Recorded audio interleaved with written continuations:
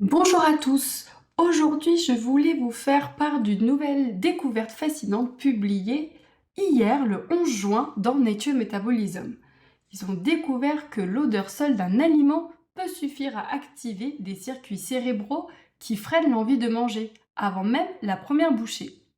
Des chercheurs du Max Planck Institute ont découvert chez la souris un circuit olfactif très particulier.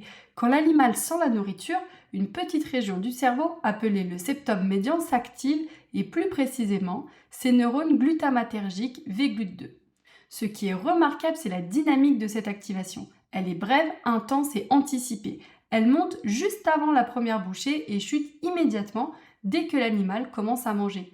C'est ce qu'on appelle un signal biphasique. Cela suggère que le cerveau déclenche un signal de satiété anticipé avant même que les nutriments ne soient absorbés. Mais ce n'est pas une réaction olfactive générale. Les auteurs ont montré que seules les odeurs d'aliments réels déclenchent ce signal. Ni les objets neutres, ni les parfums agréables comme le citron, ni même des substances appétantes comme le limonène ne provoquent cette activation. Et de manière surprenante, le signal ne dépend pas de l'état de jeûne ou de satiété, ni de la teneur calorique de l'aliment.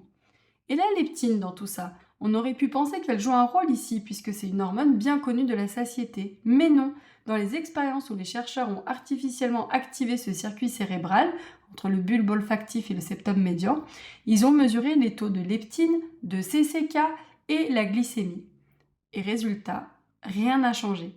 Cela prouve que la réduction de la prise alimentaire observée ne passe pas par les voies hormonales classiques, mais par un contrôle sensoriel central directement dans le cerveau. Mais voici le point noir. Chez les souris obèses, ce circuit ne fonctionne plus.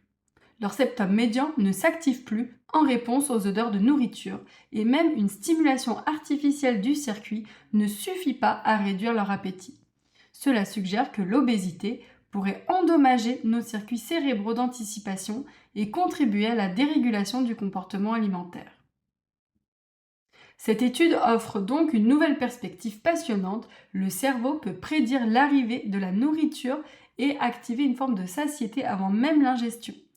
Et ce mécanisme pourrait un jour potentiellement être ciblé en prévention de l'hyperphagie ou du surpoids, ou en complément des approches hormonales déjà connues.